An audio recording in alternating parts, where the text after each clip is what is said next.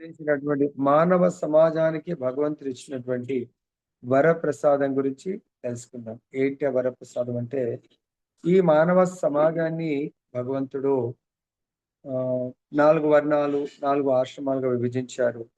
అంతేకాకుండా ఈ వర్ణాలలో బ్రాహ్మణ, క్షత్రియ, వైశ్య, శూద్ర వీళ్ళతో పాటు స్త్రీలు, ఆహ్, ఇంకా శూద్రుల కంటే ఇంకా అధమ స్థితిలో ఉన్నవాళ్ళు చండాలురు. ఈ విధంగా భగవంతుడు చండాలుడంటే సో, మాంసాన్నే గాదు, కుక్క మాంసాన్ని తినే అతి నీచమైనటువంటి ఆహ్, వర్ణంగా లేదా అతి నీచమైనటువంటి జన్మగా చెప్తున్నారు.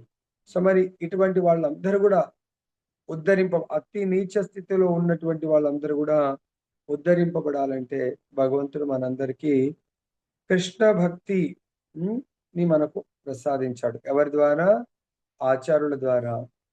సో, ఆచార్యులు ఏం జేస్తారు? మనకు భగవత్ ప్రేమని అందించడాని కొరకు భక్తుల సాంగత్యాన్ని ఏర్పాటు చేస్తారు.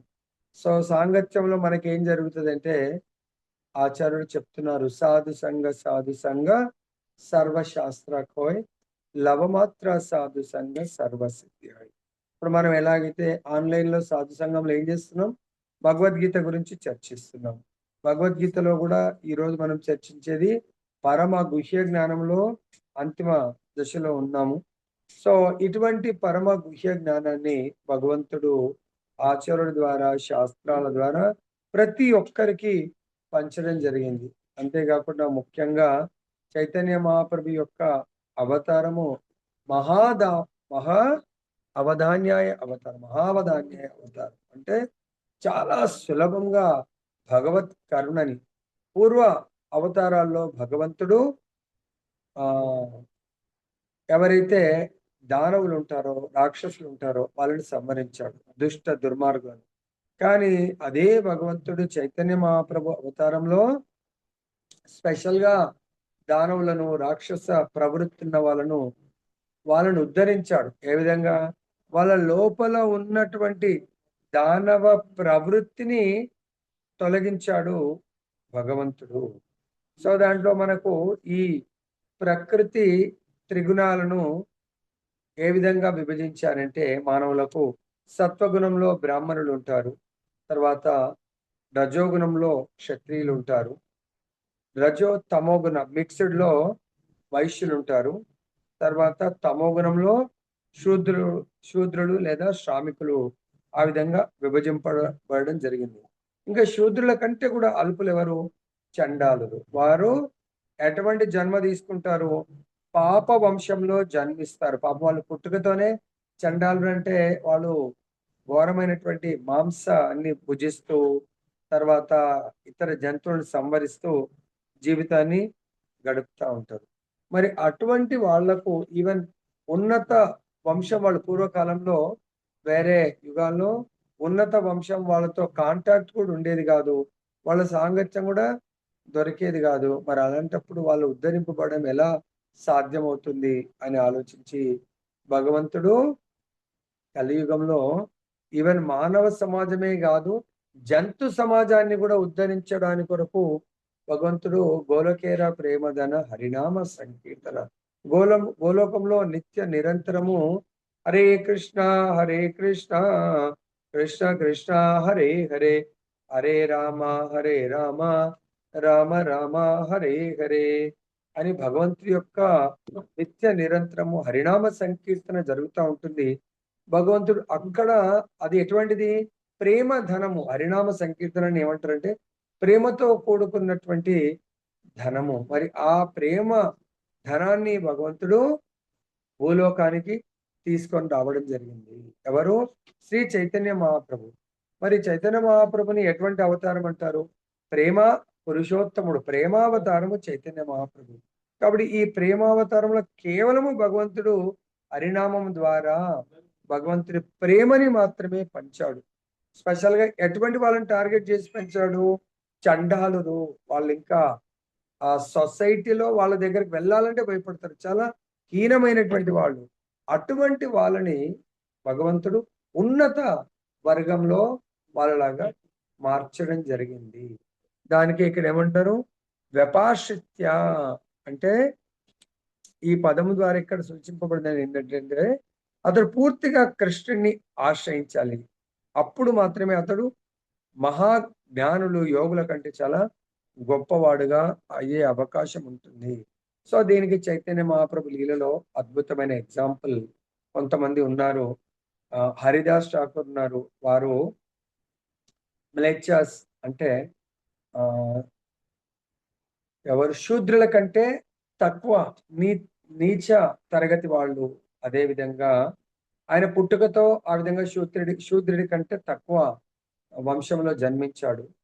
మరి జగాయి మదై పుట్టడం మాత్రం బ్రాహ్మణ వంశము. వాళ్ళు పెరుగుతున్న క్రమంలో తర్వాత సాంగత్యంలో వాళ్ళు శూద్రుల కంటే హీనము, చండారులాగా మారిపోయారు వాళ్ళు. మరి భగవంతుడి యొక్క నామము హరిదాస్ ఠాకూర్ని నామానికి ఆచార్యుడిగా మారుస్తుంది. భగవంతుడి యొక్క హరినామాన్ని స్వీకరించి 3 లక్షల హరినామాన్ని ప్రతిరోజు జపిస్తూ ఆయన భగవంతుడు హరిదాస్ ఠాకూర్కు నామం యొక్క ఆచార్యుడిగా ఆయనని ప్రకటించారు. ఆ విధంగా ఆయన ఆఖరి శ్వాస వరకు 3 లక్షల నిత్య నియమము. మన నిత్య నియమాలు ఆఫీస్ వెళ్ళటము, బిజినెస్ షాప్స్ తీయటము, ఇంకెన్నో రకాలుగా ఉంటుంది. మాతయ్యలు అయితే వంట చేయటము, లేకుంటే ఎన్నో మనకు రకరకాల నిత్య నియమం పనులు ఉంటాయి. కానీ హరిదాస్ ఠాకూర్ యొక్క నిత్య నియమము 3 లక్షల నామాలు అయిపోతేనే ఆయన పడుకునేవాడు. అప్పటి వరకు పడుకునేవాడు కాదు. కాబట్టి ఇక్కడ మనం ఆలోచించవలసింది ఏంటంటే ఎప్పుడైతే ఆ విధంగా నిత్య నియమాన్ని పెట్టుకున్నారో హరిదాస్ ఠాకూర్, ఆయన నామాచురుడు అవ్వడమే కాదు, అంతిమ దశలో ఎటువంటి సద్గతి దొరికిందంటే స్వయం చైతన్య మహాప్రభు యొక్క ముఖారవిందాన్ని, పాద పద్మాలు దర్శించుకుంటూ గోలోకానికి వెళ్ళే అవకాశం వచ్చింది. ఈ రోజు ఇటువంటి సబ్జెక్ట్ చర్చించడానికి భగవంతుడు ఎంత గొప్ప నిర్ణయం అంటే, ఈ రోజు కూడా ఒక గొప్ప ఆచార్యుడి యొక్క పుట్టినరోజు. ఏ ఆచార్యుడైనా?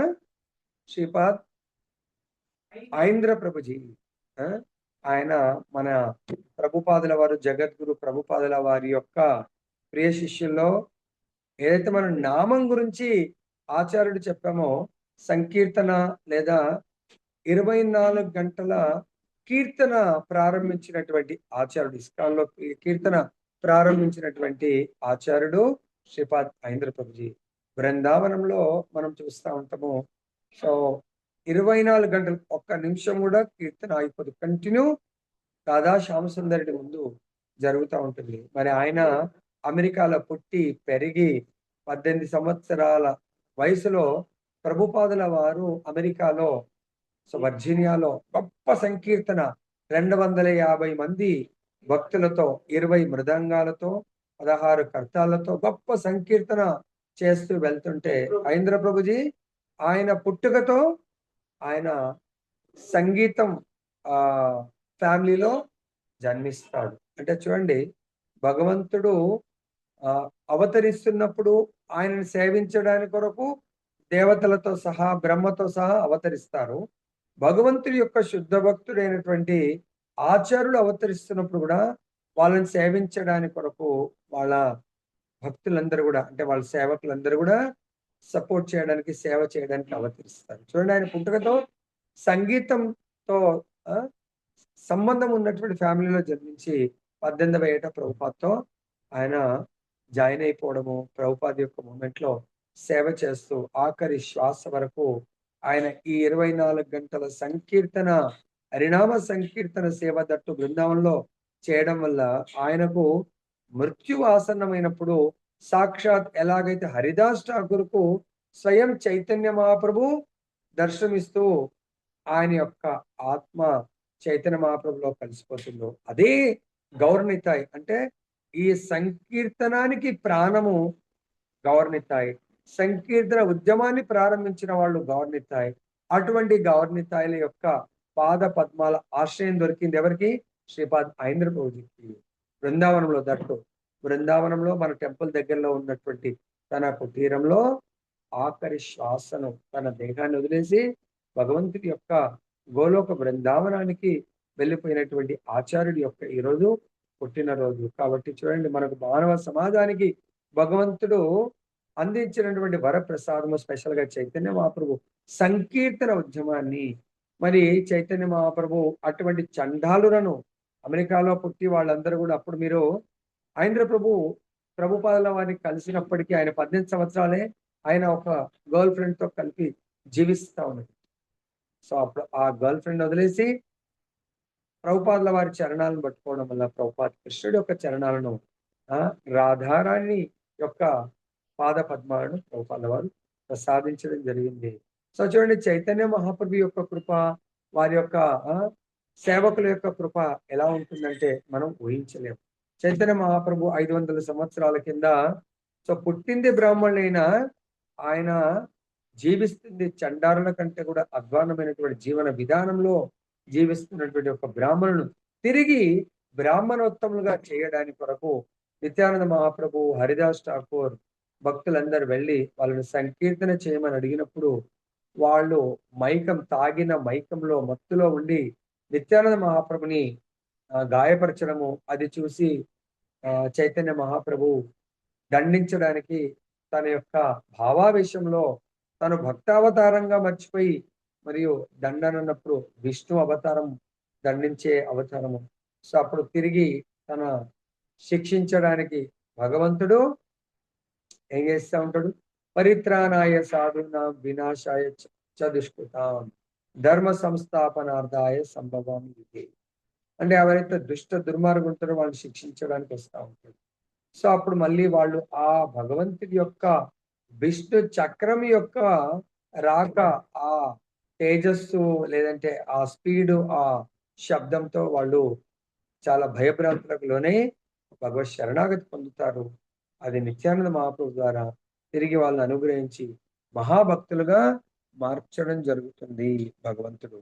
తర్వాత నెక్స్ట్ శ్లోకంలో చెప్తున్నారు, ధర్మాత్ములైనటువంటి బ్రాహ్మణులు భక్తులు రాజర్షి విషయంలో ఇది ఇంకెంత గొప్పగా ఉంటుందో మనం ఆలోచించుకోవచ్చు. ఏది ఇప్పటి వరకు మనం చర్చించాము, హరిదాస్ ఠాకూర్ని, జగాయ్ మదై, ఐంద్ర అట్లా ఎంతో మంది హిప్పీస్ ని అమెరికాలో సొసైటీ సమాజము వెలివేసింది.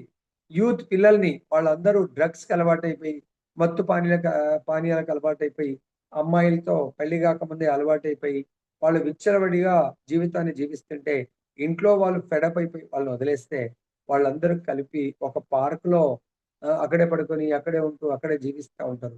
అటువంటి హిప్పీస్ ని అంటే హిప్పీస్ అంటే పెద్దగా హెయిర్స్ పెంచుకొని ఇలా గడ్డాలు పెంచుకొని ఒక సో ఇష్టమైన జీవితాన్ని బతుకుతూ ఉంటారు. అటువంటి వాళ్ళని హ్యాపీస్ గా మారుస్తారు ప్రభుపాదుల వారు. మరి అటువంటి వాళ్ళే మారినప్పుడు ధర్మాత్ములైన బ్రాహ్మణులు భక్తులు రాజ ఋషుల పరిస్థితి ఇంకా ఎలా ఉంటుంది? అందు గురించే ఇక్కడ ఈ భౌతిక ప్రపంచంలో మనము అనే ఆత్మలు తాత్కాలిక దేహాన్ని ధరించింది. ఈ తాత్కాలిక దేహం వల్ల ఇది మనకు దుఃఖాన్నే మిగులుస్తుంది. ఒకవేళ దీని పట్ల ఆసక్తులమై ఉంటే, దీని పట్ల అనాసక్తులంగా ఉంటే, దేని పట్ల ఆసక్తులం అవ్వాలా? భగవంతుడి పట్ల ఎవరైతే ఆసక్తులై ఉంటారో వాళ్ళు భగవంతుని ప్రేమిస్తూ భగవద్భక్తుల్ని ప్రేమిస్తూ జీవిస్తే వాళ్ళు ఆనందంగా ఉంటారు. ఒకవేళ అలా జీవించకపోతే వాళ్ళు ఈ తాత్కాలికమైన దేహంలో తాత్కాలికమైనటువంటి భౌతిక సుఖము దుఃఖాన్ని మనకు ఇవ్వడం జరుగుతుంది. కాబట్టి వివేకవంతుడైనటువంటి ఎవరైనా కూడా మానవుడు సో మనము ఏం చేయాలి ఏం చెయ్యకూడదు అంటే ఈ భౌతిక సుఖం మనకు అనిత్యము, ఈ లోకమే అనిత్యము, ఈ లోకంలో భౌతిక సుఖం కూడా అది అసుఖంతో సమానము. ఎందుకంటే ఈ జగత్తు తాత్కాలికమైంది. ఈ జగత్తులో మనకేం చెప్తున్నారు? ఏమున్నాయి? మనకు ఈ జగత్తంతా కూడా జన్మ మృత్యువు ముసలితనము వ్యాధులతో కూడుకుంది. జన్మ మృత్యు జరా వ్యాధి దుఃఖ దోషాను దర్శనం. ఈ జగత్తు మొత్తం కూడా జన్మంతో కూడుకుంది, మృత్యువుతో కూడుకుంది, ముసలితనము వ్యాధులు అంటే ఇవన్నీ కూడా తాత్కాలికమైనవి. కాబట్టి భగవంతుడే దీన్ని భగవద్గీత ద్వారా ప్రకటించాడు. ఈ ఈ జగత్తులో మీరు ఎప్పటికీ శాశ్వతంగా ఉండలేరు. అట్లని ఈ జగత్తు మిథ్య కాదు, సత్యమే, కాకపోతే తాత్కాలికం. కొందరు నాస్తికులు, కొందరు మాయావాద తత్వవేత్తలు ఇది ఆ జగత్తు మిథ్యతో పోలుస్తారు. కానీ ఇది మిథ్య కాదు, ఇది జగత్తు సత్యము, కాకపోతే తాత్కాలికము. దీనికంటే భిన్నమైన జగత్తు, అది శాశ్వతమైంది, అది వేరొకటి ఉంది. అదే ఆధ్యాత్మిక జగత్తు, అది శాశ్వతమైంది, నిత్యమైంది, ఆనందపూర్ణమైనటువంటిది. మరి ఎవరైనా బుద్ధిమంతులు ఈ తాత్కాలిక జగత్తులో ఇది దానికి ఈ భౌతిక జగత్తులో ప్రతి దానికి టైం స్పాన్ ఉందన్నట్టు. ఎందుకు? దీంట్లో ఈ భౌతిక జగత్తులో 6 రకాలైనటువంటి మార్పులతో కూడుకుంది. 1 జన్మిస్తుంది, ప్రతిది కూడా పుట్టడము. 2 పెరగటము. 3 కొంతకాలం స్థిరంగా ఉంటుంది.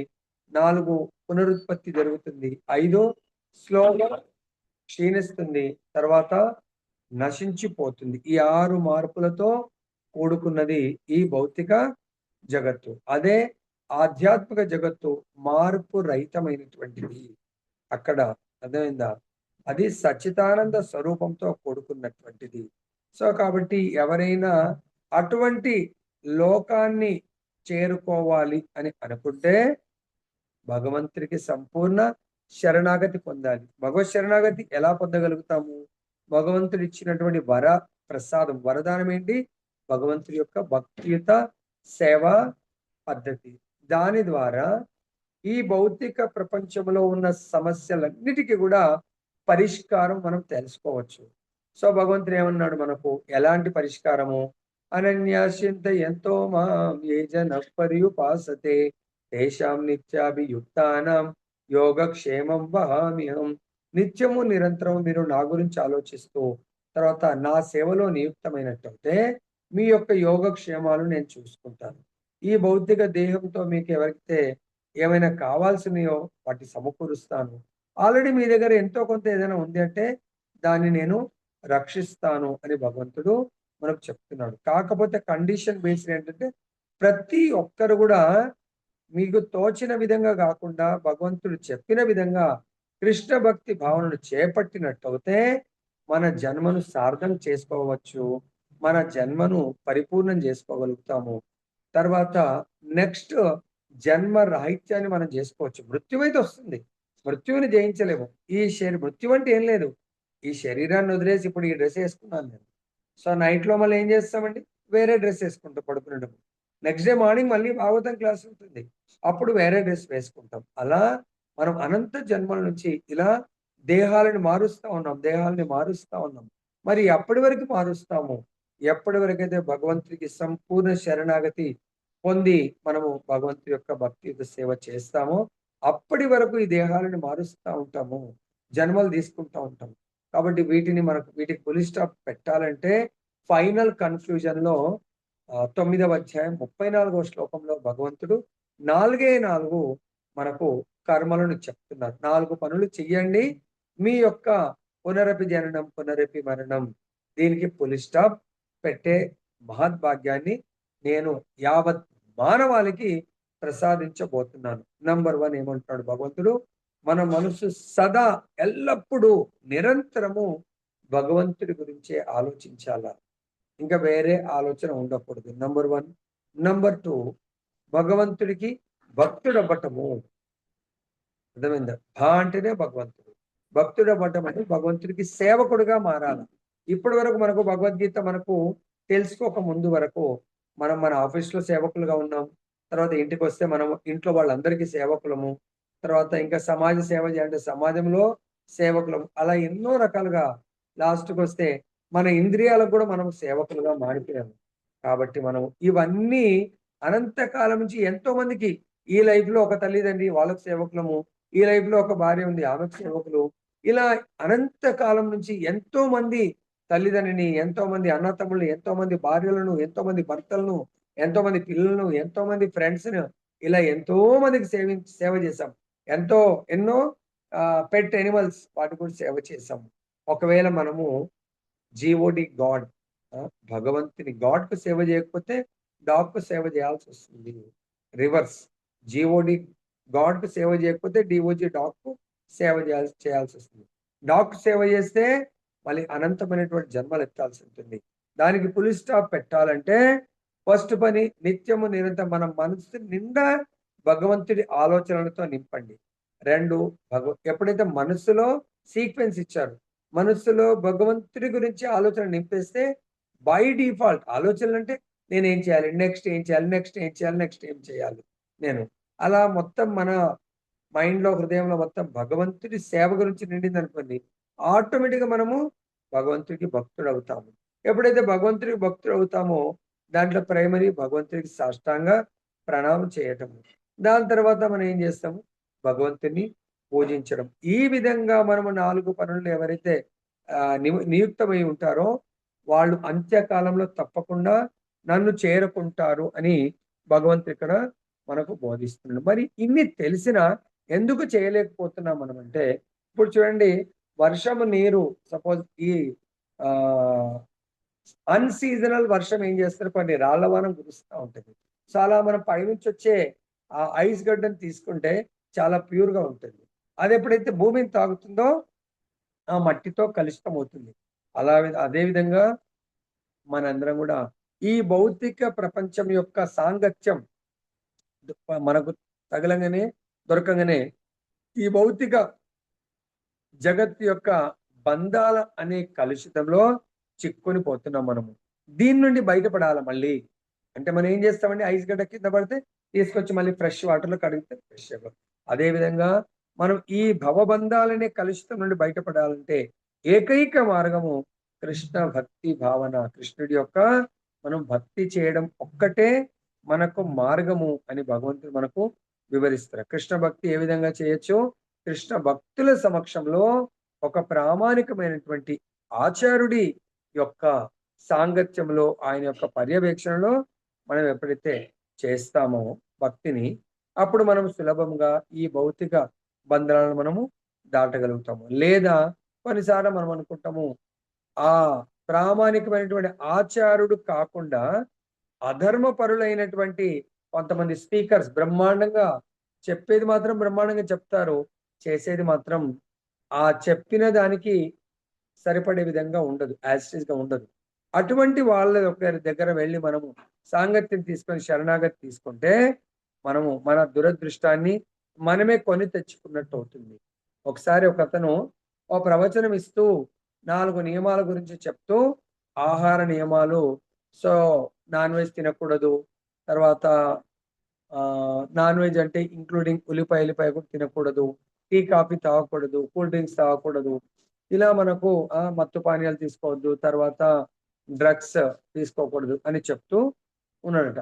ఆ రోజు పొద్దున్నే ఈ రోజు ప్రవచనానికి నువ్వు రాకూడదు అని వాళ్ళ వైఫ్ చెప్పేసి వెళ్ళిండట. సో ఆయన బ్రహ్మాండం చాలా మంది వచ్చారు.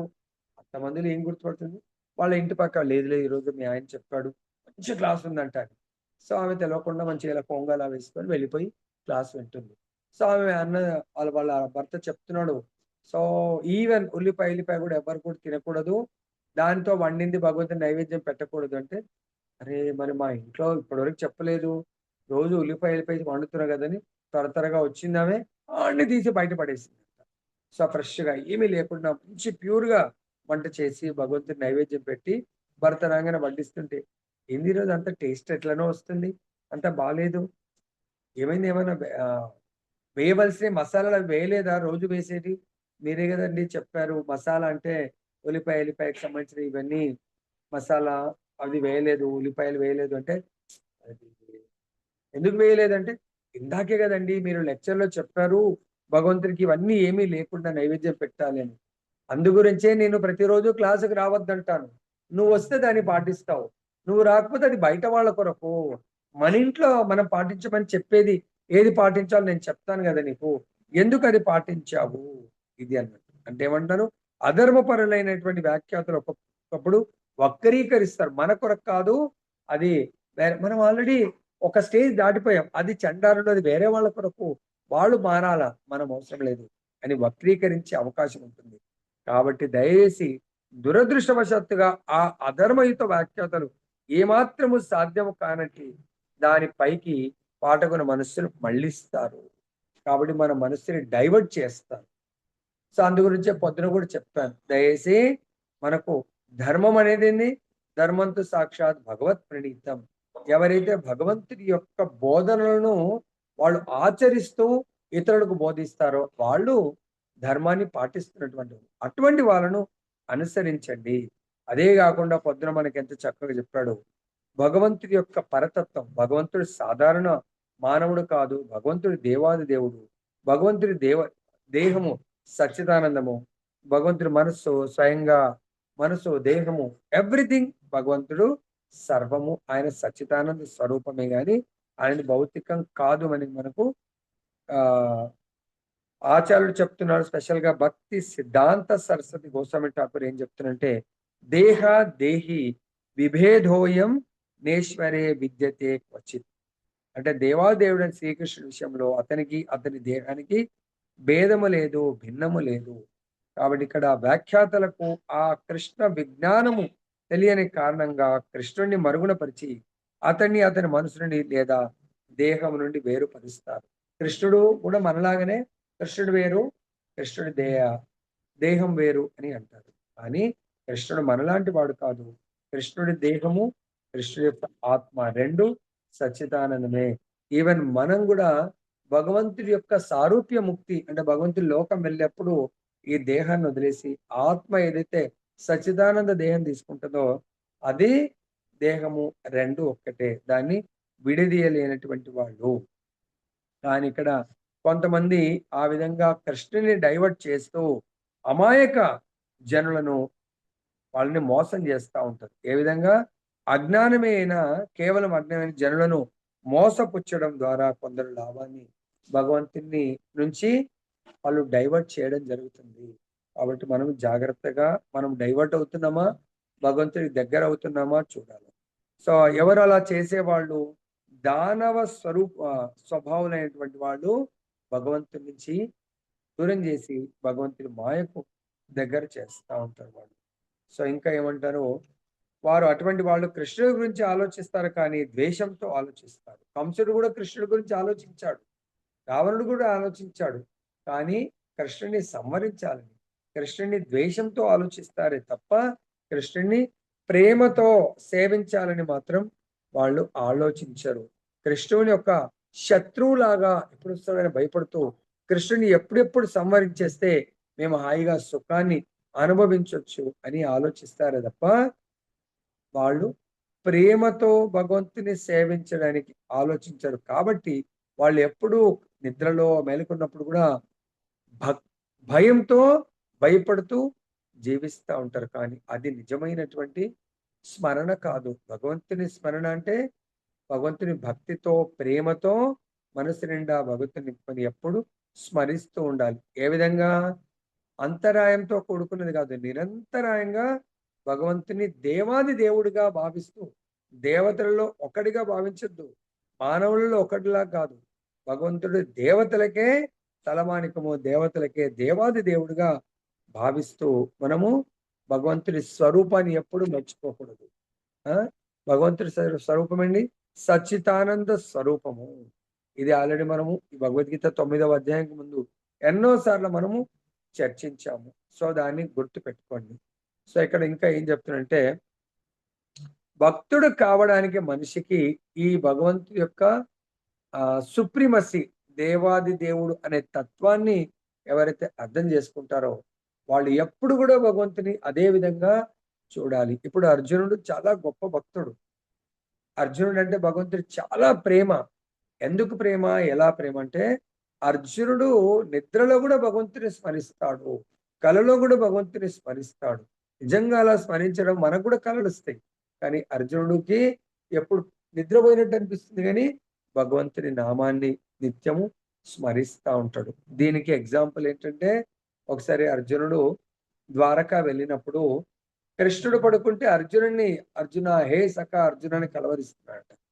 సో రుక్మిణి అరే ఇదేంటి, వేరే పాపం రాణుల గురించి కానీ లేకుంటే ఇంకెవరి గురించి కలవరించాలి కానీ అర్జునుడి గురించి కలవరిస్తున్నాడు. అప్పుడు అడుగుతుంది రుక్మిణి, ఏంటి స్వామి మీరు నిద్రలో అర్జునుడిని కలవరిస్తున్నారు ఏంటి అంత గొప్పతనం అంటే? కృష్ణుడు ఏం అనడు అన్నాడు. సరే అని చెప్పేసి సరే సమయం వచ్చినప్పుడు చెప్తాను అంటాడు. సో ఆ రోజు మధ్యాహ్నం రాజులు రాజభోగము మధ్యాహ్నము భోజనం, రాజభోగ్ అంటారు. మంచి వంటలు చేస్తుంది రుక్మిణి అమ్మవారు. సో అప్పుడు కృష్ణుడు అంటుంది, కృష్ణ వెళ్ళి అర్జునుని పిలవండి భోజనానికి.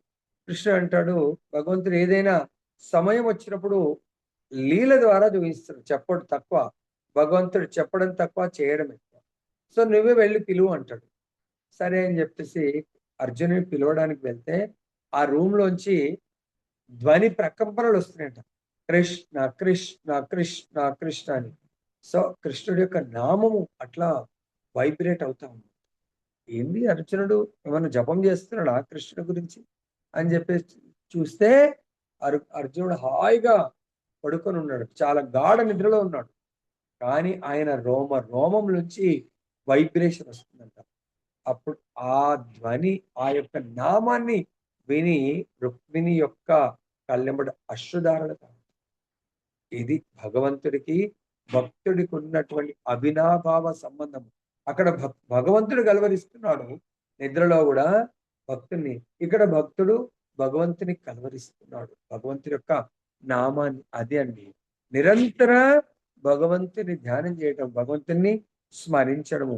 ఏ విధంగా మన మనసులో భగవంతుడి యొక్క నిత్య రూపము, సచ్చితానంద రూపము, దివ్యమైనటువంటి శ్యామసుందర రూపాన్ని మనం ఎప్పుడైతే భగవంతుని మన మనసులో నింపుకున్నాం అనుకొని అదే రూపాన్ని మనం కొలుస్తూ ఉంటాము. సో అది భగవంతుడి యొక్క ఒరిజినల్ రూపం, భగవంతు ద్విభుజ శ్యామసుందర రూపం, అర్జునుడు కోరుకున్నటువంటి రూపము. కాబట్టి మన హృదయంలో ఎలాగైతే హనుమంతుడు హృదయంలో సీత రాముల వారిని ఆయన ప్రకటన చేసుకుంటాడు, ప్రాణ ప్రతిష్ఠ చేస్తాడు. మనం మన ఇంట్లో విగ్రహాలకు గుడిలో ప్రాణ ప్రతిష్ఠ చేస్తామా? హనుమంతుడు తన హృదయ మందిరంలో రతన సింహాసనంలో సీతారాములను ప్రాణ ప్రతిష్ఠ చేసుకుంటాడు. అదే ఆ విధంగా ప్రతి ఒక్కరు కూడా శ్రీకృష్ణుడే దేవాది దేవుడిని పూర్తి 100% విశ్వాసంతో భగవంతుడి శ్రీ విగ్రహాన్ని అర్చన చేయాలా, పడుకున్నప్పుడు వేరే సమయంలో మన యొక్క మనసులో మన హృదయంలో భగవంతుని స్మరిస్తూ ఉండాలి. అది నిజమైనటువంటి భక్తి యొక్క పరాకాష్ట. ఆ స్థితికి ఎప్పుడు ఎవరు చేరుకుంటారంటే భగవంతుడి యొక్క శుద్ధ భక్తుడి యొక్క ఆధ్వర్యంలో మనకు నెక్స్ట్ శ్లోకంలో వస్తుంది, నెక్స్ట్ చాప్టర్ లో వస్తుంది. అంటే 12వ అధ్యాయంలో 9వ శ్లోకంలో మనకు వస్తుంది. ఏ విధంగా అటువంటి భగవత్ ప్రేమను పొందగలుగుతారంటే 12వ అధ్యాయం 9వ శ్లోకంలో లాస్ట్ పారాగ్రాఫ్ లో చెప్తున్నారు. సాధన భక్తుడు, మనందరంగా సాధన చేస్తున్నటువంటి భక్తులు ఒక ప్రవీణుడైనటువంటి ఎక్స్పర్ట్ గురుదేవుడు అంటే భగవంతుణ్ణి ఆ విధంగా ప్రేమతో సేవించేటువంటి గురుదేవుని ఏ విధంగా సేవ చేస్తారు? తనువుతో, మనసుతో, ధనంతో, తన దగ్గర ఉన్నటువంటి ధనంతో. ఒకసారి ఐంద్ర ప్రభుజీ ఇలాగే ప్రభుపాల వారితో పరిచయం అయ్యి వాళ్ళ శిష్యులందరితో పరిచయమైనప్పుడు ఆయనకి ఇంకా ఈ భౌతిక ప్రపంచం పట్ల విరక్తి అనిపించి నేను టెంపుల్లో చేరుకోవాలనుకుంటున్నాను అని వర్జీనియాలో భక్తిని కలిస్తే అప్పుడు ఐంద్ర ప్రభు దగ్గర చాలా ఇన్స్ట్రుమెంట్స్ ఉంటాయంట. ఫ్లూట్ ఉంటుంది, తర్వాత హార్మోనియం, తర్వాత ఇంకా ఎన్నో రకాలైనటువంటి ఇన్స్ట్రుమెంట్స్ ఉంటాయి. అప్పుడు వాళ్ళు అంటారంట, నీవు ఏదైతే పాత లైఫ్ తో అటాచ్మెంట్ ఉందో అవన్నిటిని వదిలేసి రావాల్సి ఉంటుంది. ఐంద్ర అంటాడు, ఓకే ఇట్స్ ఫైన్, అవన్నీ నాకు ఉత్తమమైనది దొరుకుతున్నప్పుడు అన్నిటి కూడా అమ్మేయలేదు, అన్నిటి దానం ఇచ్చేసి భగవంతుడి దగ్గర మందిరంలో ప్రభుపాద యొక్క శరణాగతి. ఎందుకు? ప్రవీణుడైనటువంటి గురుదేవుడు, ఉత్తమమైనటువంటి గురువు గారు ప్రభుపాదుల వారు ఆయన దగ్గర వెళ్ళి నేను మీ ఆధ్వర్యంలో కృష్ణ చైతన్యాన్ని, కృష్ణ కాన్షియస్ ని ప్రాక్టీస్ చేయాలని అనుకుంటున్నాను అంటే ఓకే జాయిన్ చేసుకున్నారు. విధి విధానాలండి ఖచ్చితంగా ప్రతిరోజు ఎంత చలికాలమైనా, వేసవికాలమైనా, వర్షాకాలం పొద్దున్నే బ్రహ్మముహూర్తంలో 3:30కు లేవాలి. ఓకే నో ప్రాబ్లం అన్నాడు. అలాగే పొద్దున ఈ రోజు అయినా అంత మహాత్ముడు ఆచార్యుడిగా మారాడంటే పొద్దున్నే బ్రహ్మముహూర్తం లేవటము, స్నానం చేయటము, దాని తర్వాత భగవంతుడి యొక్క మందిరం ఆలయంలోకి ప్రవేశించి స్థుతులు చేయడం. ఐంద్ర ప్రభు కీర్తన్ ఆయన ఆయనను ఏమంటారంటే గంధర్వ సింగ, గాన కోకిల. ఈ రోజు ఉన్నటువంటి ఇస్కాన్లో హరే కృష్ణ మహామంత్రము ఎన్నో రకాలుగా మనకు యూట్యూబ్ లో కూడా ఉంటది, 100 వెరైటీస్ అట్లా సంథింగ్ అట్లా. ఓన్లీ హరే కృష్ణ మంత్రమే అన్ని వెరైటీస్. వాటన్నిటికీ మూలము హైదరాబాద్ యొక్క కీర్తన అని చెప్పేసి చెప్తున్నారు. తర్వాత మనందరం కూడా అటువంటి ఆచార్యుడి యొక్క ఆధ్వర్యంలో హరే కృష్ణ మహామంత్రాన్ని జపించాలి. తర్వాత భగవంతుడికి ఫ్లవర్స్ పోసి పూలదండలు సమర్పించాలి. తర్వాత భగవంతుడికి ప్రేమతో భక్తితో నైవేద్యాన్ని సమర్పించాలి. కేవలం భగవత్ ప్రసాదాన్ని మాత్రమే మనం స్వీకరించాలి. తర్వాత ఇవన్నీ కూడా నియమాలు. దీనికంటే ముఖ్యమైన నియమం ఏంటంటే భగవంతుడి యొక్క కథ అమృతాన్ని మనము ప్రతి నిత్యం భాగవత సేవయా నష్టప్రాయేషు అభద్రేషు నిత్యం భాగవత సేవయాం. మన యొక్క హృదయంలో ఉన్నటువంటి మాలిన్యాలు అంటే భౌతికమైనటువంటి కోరికలు ఎట్లయితే సముద్రంలో అలలు నిరంతరం ఇలా వస్తున్నాయో అలా మన హృదయంలో అనంత కాలం నుండి మనము ఆ భౌతిక భోగాలను సుఖాలను అనుభవించాలి అనే కోరికలు మనకు ఒకటి తర్వాత ఒకటి వస్తూ ఉంటాయి. వాటన్నిటిని మనము విడనాడాలి. ఎలా విడనాడగలుగుతామండి మనము? భగవంతుడి యొక్క శుద్ధ భక్తుడి సాంగత్యంలో ఆయన ముఖారవిందం ద్వారా మనము భాగవతామృతాన్ని గీతామృతాన్ని ఎప్పుడైతే ఆస్వాదిస్తామో మన లోపల నష్టప్రాయేషు అభద్రేషు అవన్నీ కూడా తొలగిపోయే అవకాశం ఉంటుంది. దేని ద్వారా? మనకు భగవంతుడు నవదా భక్తుల్లో మొట్టమొదటిది శ్రవణం, రెండవది కీర్తనం, మూడవది స్మరణం, నాలుగవది పాదసేవనం, ఐదవది అర్చనం, ఆరవది వందనం, 7 దాస్యం, సఖ్యం, ఆత్మ నివేదనం. ఇది భగవంతుడి యొక్క విశుద్ధ భక్తిలో పాటించవలసినటువంటి 9 మార్గాలు. సో కాబట్టి మనము వీటిలో మనము ఉత్తమ స్థితికి మనం ముందుకు ఎదగాలంటే శుద్ధ భక్తుడి ఆధ్వర్యంలో మొట్టమొదటిగా మనం చేయవలసింది భగవత్ కథామృతం. అంటే భగవంతుడి యొక్క వివిధ రకాలైనటువంటి మనకు విధి విధానాలను బోధించడము అంటే వినడమే కాదు, ఆచరించాలి. వాటిని మనం ప్రాక్టీస్ చేయాలి. అప్పుడే మనము మనని పతనము చేసేటువంటి ఏవైతే లక్షణాలు ఉంటాయో ఆసురీ గుణాలు అవన్నీ కూడా దూరం అయిపోతాయి, మన నుండి దూరం అవుతాయి అవి. సో ఒకసారి దూరం అయ్యాయంటే రేపు ఉండవు అనేది కాదు. నిత్యము నిరంతరము మనము ఏం చేయాలంట? శ్రద్ధతో ఉండాలా. దేని పట్ల? భగవంతుడి యొక్క భక్తియుత సేవ పట్ల. సో అది ఎలా సాధ్యమవుతుంది? మనకు సాధువుల సాంగత్యాన్ని తీసుకోవాలి అనే శ్రద్ధ ఉండాలి. సాధు సాంగత్యంలో దేని కొరకు శ్రద్ధ ఉండాలా? వట్టిగా అలా పోయి కూర్చోవడానికి కాదు. సాధు సాంగత్యంలో భజన క్రియలో యాక్టివ్గా పార్టిసిపేట్ చేయడానికి. భజన క్రియ అంటే ఏంటండి? అక్కడ కీర్తన ఉండొచ్చు, లెక్చర్ ఉండొచ్చు, ప్రసాదామృతం అరేంజ్మెంట్ ఉండొచ్చు, భగవంతుడి యొక్క అర్చన సేవ అంటే భగవంతుడి యొక్క ఆర్తి కానీ అలంకారం కానీ భగవంతుడి నైవేద్యం సమర్పించడం కానీ ఈ విధంగా భగవంతుడి యొక్క రకరకాలైనటువంటి సేవలు చెయ్యాలి అనేది సాధు సంఘంలో భజన క్రియ కిందకి వస్తుంది. ఇవన్నీ అంటే అక్కడ ఉన్నటువంటి గురువు గారి యొక్క ఆధ్వర్యంలో ఏ సేవ ఇచ్చినా కూడా ఆ సేవని స్వీకరించాలి. దానివల్ల ఏమవుతుందండి? మన లోపల అనర్థ నివృత్తి జరుగుతుంది.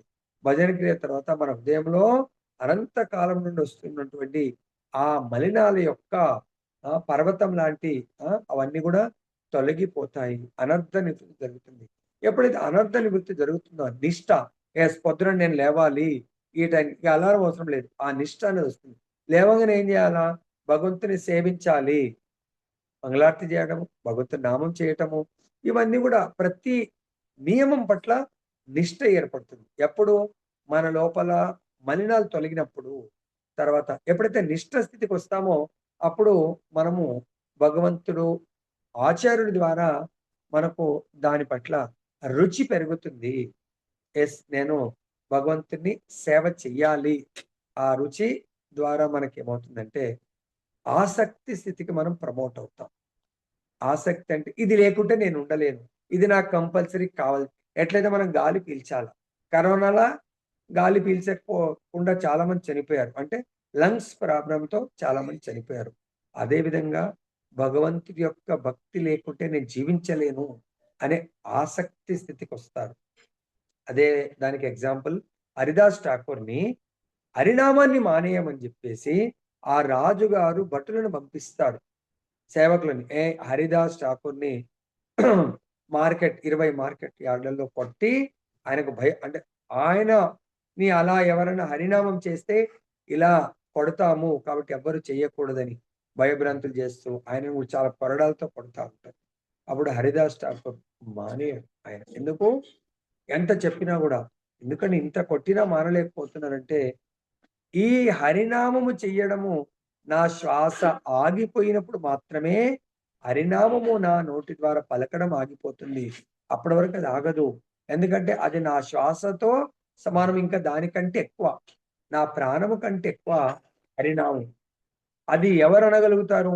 ఎవరైతే రుచి తెలుసుకొని ఆసక్తులవుతారో దాన్ని వదిలిపెట్టరు.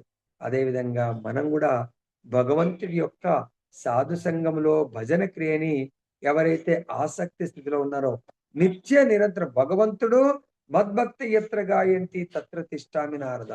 ఏ నారద? నా భక్తులు నా యొక్క గుణగణాలను అందరూ కలిసి సంకీర్తన చేస్తా ఉంటారు, కథామృతం చెప్పుకుంటా ఉంటారో అక్కడే నేను ఉంటాను అంటాడు. అదేవిధంగా భక్తులు కూడా భగవంతుడి యొక్క భక్తుల సాధు సాంగత్యంలో భగవత్ కథామృతం వినడం అనే ఆసక్తిని వదిలిపెట్టరు. ఆ స్థితికి ఎదిగిన వాళ్ళు భావస్థితికి ప్రమోట్ అవుతారు. అంటే ఆ ఆసక్తితో ఇంకా నెక్స్ట్ మెట్టు ఏ సేవ చేయడం, అది ప్రాణంలాగా చూసుకుంటారు. కానీ సేవ చేసేప్పుడు భగవంతుని ప్రేమతో, భక్తితో సేవ చేస్తారు. అది ప్రేమలో బిగినింగ్ అనే దాన్ని భావం అంటారు. ఆ భావము కాస్త మెచ్యూర్డ్ లెవెల్‌కెళ్ళింది, పరాకాష్ఠకెళ్తే అది ప్రేమగా మారుతుంది. ఇది మనము కేవలము ఆ స్థితికి చెందినవాడు ప్రమోట్ అయినోడు ఎప్పటికీ పతనము చెందడు. సో, ఇటువంటి స్థితికి మనం ప్రమోట్ అవ్వాలంటే మనము భగవంతుడి యొక్క కృపను, భగవద్భక్తుల యొక్క కృపను ఎవరైతే పొందుతారో వాళ్లకు నిజమైనటువంటి బుద్ధిని, భగవంతుని సేవిస్తూ భగవద్ధామానికి వెళ్ళేటువంటి బుద్ధిని భగవంతుడు ప్రసాదిస్తాడు. ఆ భగవంతుడి యొక్క ఈ మానవ సమాజానికి భగవంతుడిచ్చే వరప్రసాదము భక్తులను మనకు ప్రసాదించడము, భక్తుల సంఘంలో సాధు సాంగత్యాన్ని ప్రసాదించడము, భజన క్రియను ప్రసాదించడము. ఇవి మనకు నిజంగా భగవంతుడు ఇచ్చినటువంటి అత్యున్నతమైనటువంటి వరప్రసాదం. ఎందుకు? దాని వల్లనే మనము తిరిగి మన నిజధామమైనటువంటి గోలోక బృందావనానికి చేరుకోగలుగుతాము. జై బోలో గ్రంథరాజ్ శ్రీమద్ భగవద్గీత की जय। श्री श्री राधा रमन लाल की जय। जगन्नाथ बलदेव सुभद्रा महारानी की जय। गौर निताई भगवान की जय। जगत गुरु श्रील प्रभुपाद की जय। श्री श्रीपाद